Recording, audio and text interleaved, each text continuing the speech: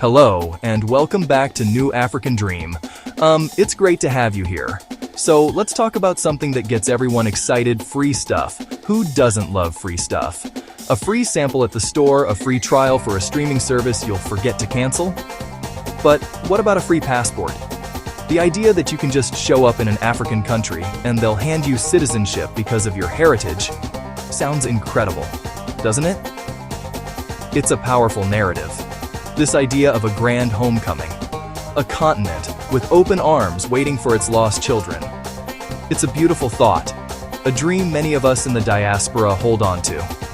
But like most things that sound too good to be true, we have to ask, is it actually true? Is it that simple? You see these headlines, you hear these stories, come home, Africa is waiting. And it paints a picture of a process as easy as ordering a pizza. But citizenship is a serious legal status.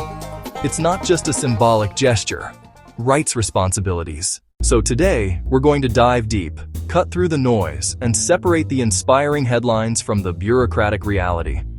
We're going to look at the countries that are making incredible efforts to welcome the diaspora and find out what welcome really means.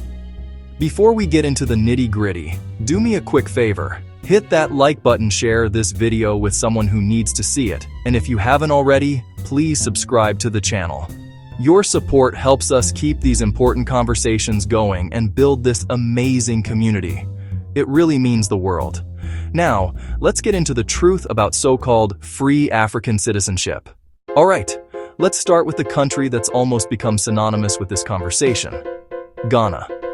When you think of the African diaspora returning to the continent, Ghana's year of return in 2019 is probably the first thing that pops into your head. It was a massive landmark initiative, a global invitation that resonated deeply with so many people. It was brilliant marketing, yes, but it was also a genuinely heartfelt call to reconnect ancestral roots. The images were powerful. People from all over the world walking through the door of no return in the opposite direction, a symbolic act of reclamation. It was emotional, it was historic, and it made a lot of people feel like Ghana was just handing out passports at the airport. But here's where we need to pump the brakes a little. While Ghana is incredibly welcoming, and the government has been a pioneer in diaspora engagement, citizenship isn't automatic. It's not like getting a souvenir. What Ghana offers is something called the right of abode. This is a fantastic program that grants a person of African descent the right to live and work in Ghana indefinitely. It's a huge step, basically giving you all the rights of a citizen, except for the right to vote or hold certain public offices. It's a pathway, a very generous one, but it's not a passport on arrival. You still have to apply, provide documentation to prove your African descent, and go through a legal process. So, while the year of return created a powerful feeling of homecoming, the legal reality is more structured. And that's not a bad thing. It ensures the process is fair and organized. Think of it less like a free-for-all and more like a VIP invitation. You're on the guest list. You're definitely wanted at the party, but you still need to show your ID at the door. There's also dual citizenship, which Ghana allows, meaning many who can prove Ghanaian parentage or ancestry can reclaim their citizenship. But again, this involves a formal application, birth certificates, and proving your lineage. It's a journey of paperwork, not just a journey of the heart.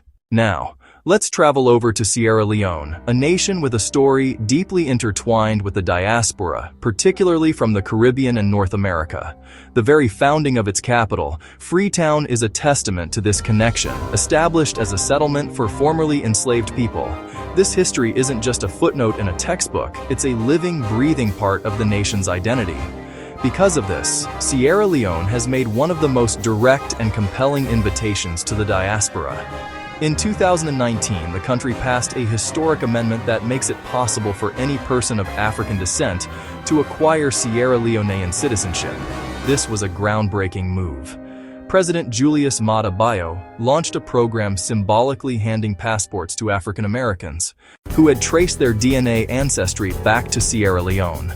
You saw the pictures, you saw the videos. It was incredibly moving. It looked like the ultimate fulfillment of the dream, a direct bridge across the Atlantic. And in many ways, it is. The country has explicitly stated its desire to right a historical wrong and welcome back those who were forcibly taken. It's a policy rooted in justice and reconciliation, which is truly beautiful and something to be celebrated. However, and you knew there was a however coming, it's still a process. It's not a free-for-all. The most celebrated cases often involve people who have used DNA testing to prove a direct link to the Mendi peoples, Temne peoples. The government has partnered with companies like African Ancestry Inc. to facilitate this. So, while the door is wide open, you need the key. And that key is evidence. You have to undergo the DNA test, get your results certified, and then formally apply for citizenship through the government's official channels. It's a structured pathway, designed to verify ancestry and ensure the integrity of the citizenship process. So, yes, the welcome is real, but so is the paperwork. Let's talk about Liberia, whose very name means land of the free. Its history is unique on the continent, founded in the 1820s by free-born African Americans, by formerly enslaved African Americans. The connection to the African American diaspora isn't just recent, it's baked into the country's DNA. The flag looks similar to the American flag for a reason. The capital, Monrovia, is named after a U.S. president. That historical tie creates an expectation that Liberia would have the most open-door policy of all. It seems like the original back-to-Africa destination. For a long time, the Constitution reflected this. It restricted citizenship to Negroes or persons of Negro descent. That restriction was meant to protect Liberia from surrounding colonial powers. It was a measure of self-preservation. So you'd think an African American could simply claim citizenship today. The historical and constitutional basis is right there, a clear path home, right? But here's the twist. For decades, Liberia banned dual citizenship. That ban created a huge barrier. American citizens had to renounce U.S. citizenship to become Liberian, a massive, life-altering decision. In 2022, President George Weah signed a law permitting dual citizenship. This is a game changer. It opens the door for diaspora to claim heritage without giving up nationality. But it's new. Regulations and procedures are still being worked out. The door is unlocked, but walking through it is still being defined. Now, we can't have a conversation about Africa without talking about the giant Nigeria. With a population of over 200 million people, Nigeria has a massive and influential diaspora. From London to Houston, you'll find vibrant Nigerian communities shaping culture and business. The Nigerian government knows this footprint and has been trying to engage the diaspora. It sees them as more than remittances, as vital human capital.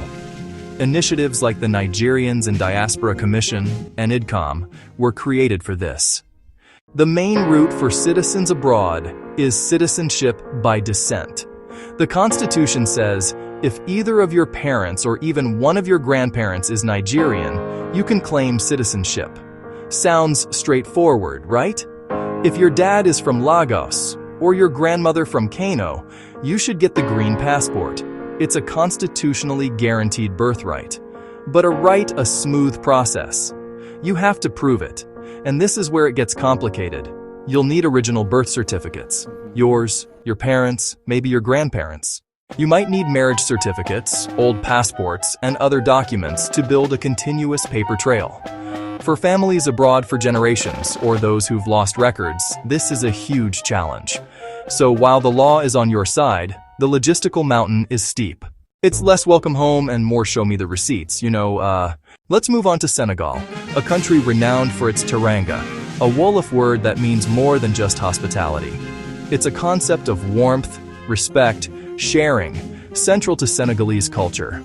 This spirit extends to the African diaspora, Gorée Island and the House of Slaves, a pilgrimage site, a place for people tracing the transatlantic slave trade. Senegal fosters cultural programs and academic exchanges, inviting the diaspora to connect and feel belonging. The welcome is palpable when you arrive. That welcome fuels a myth, a fast track to citizenship for the diaspora. You hear stories, you see videos of people who moved and built lives here, so it's easy to assume an open-door policy, stability, a vibrant art scene, and rich history. The country is very attractive.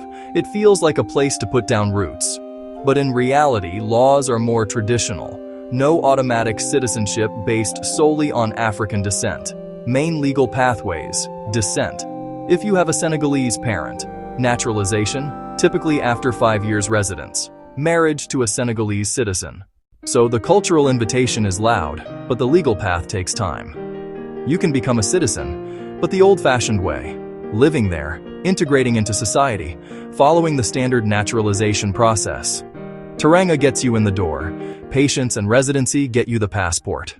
Finally, let's look at East Africa and talk about Kenya. Kenya has a long history of Pan-Africanism and has always been a significant player on the continental stage. In recent years, it has also turned its attention towards the historical African diaspora. Recognizing the potential for cultural and economic enrichment, Kenya has begun to create specific provisions for people of African descent who may not have direct Kenyan lineage. This is a relatively new and exciting development, showing that the trend of diaspora engagement is spreading across the continent. In a landmark decision, Kenya's government announced a plan for a special diaspora visa and pathway to citizenship. President William Ruto has been vocal about this, framing it as a way to remove any barriers and doubt for those who want to return home. The idea is to recognize these individuals as part of the broader African family, granting them the ability to enter Kenya without a visa and to acquire citizenship through a registration process, rather than the longer, more arduous naturalization process. This is a fantastic step forward, but it's important to manage expectations because it's still in the early stages. The specific legal framework and the exact documentation required are still being finalized and implemented. For example, how do you prove you are a person of African descent to the satisfaction of the Kenyan authorities? Will it be based on DNA, historical records, or self-declaration? These are the practical questions that need to be answered.